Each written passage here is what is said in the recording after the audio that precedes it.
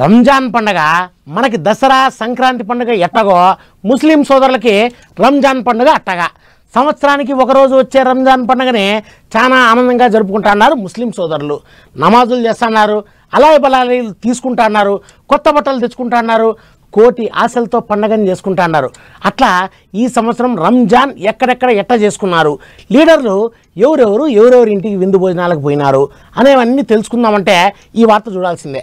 నెల పొడుపు కనబడ్డ కాంచి మాసం అంతా ఒక్క పొద్దుండి ఆఖరి నాడు ఒక్క పొద్దు ఇడిసిరు ముస్లిం సోదరులు. పల్లె పట్నం ఊరు వాడ అని తేడా ఏం లేదు, పల్లెకు పట్నంలో గల్లికి ఘనంగా అయినాయి రంజాన్ పండుగ సంబరాలు. పొద్దుగాలనే మసీదులు దర్గాల కడికి పోయిర్రు, ప్రార్థనలు చేసిర్రు. లీడర్లు సూత రంజాన్ ఏడుకలు గట్టిగానే చేసుకున్నారు. సీఎం రేవంత్ రెడ్డి సారు సర్కారు సలహాదారు షబ్బీర్ అలీ సార్ ఇంటికి పోయిండు రంజాన్ పండుగకు. సీఎం సార్ కు తతిమోలకు తీరు వంటలతోని కమ్మడి ఇందు భోజనం పెట్టిండు. జిల్లాల పొంటి కూడా ఇట్టనే నడిచినాయి రంజాన్ సంబరాలు. మంత్రులు ఎమ్మెల్యేలు వచ్చిర్రు, టోపీలు పెట్టుకుని నమాజులు చేసిర్రు. ముస్లిం సోదరులతోని అలాయి బలాయి తీసుకున్నారు. కొల్లాపూర్ లో మంత్రి జూపల్లి సారు, నల్గొండల మంత్రి కోమటిరెడ్డి వెంకటరెడ్డి సార్లు టోపీలు పెట్టుకుని ముస్లిం సోదరులతోని కలిసి అల్లాను తలుసుకున్నారు. ఇటు వరంగల్ మంత్రి సురేఖ మేడం కూడా నెత్తికి కొంగు కట్టుకొని ముస్లిం అన్నదమ్ములతోని నమాజ్ చేసింది. పండుగ పూట కొత్త బట్టలు వేసుకున్నారు. సోపతిగాళ్లకు ఆడకట్టోళ్లకు మిఠాయిలు స్వీట్లు సేమియాలు పంచిపెట్టిరు ముస్లిం అన్నలు.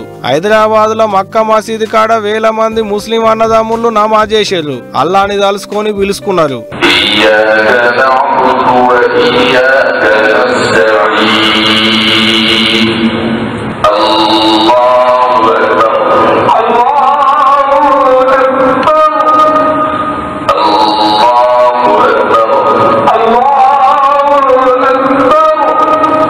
అటు కారు పార్టీ వాళ్ళు కూడా ముస్లింలతోని కలిసి నమాజులు విందు భోజనాలు చేసిర్రు. ఇక ఏపీలకెళ్ళబోతే లీడర్లంతా పార్టీల ప్రచారంలోనే ఉండేటాళ్లకు పెద్దగేం కాని రాలేదు. ఇట్లా ముస్లింలకు ఇదే పెద్ద పండుగ కాబట్టి మాసమంతా ఒక్క పొద్దులుండి ఆఖరి రోజు రంజాన్ నాడు ఒక్క పొద్దులు ఇడిసిర్రు. ఇయాల్టితోని ఒక్క పొద్దులు ఒడిచినాయి కాబట్టి షామంగులు మిఠాయిలు తీయటి కీరీ చేసుకొని తిన్నారు.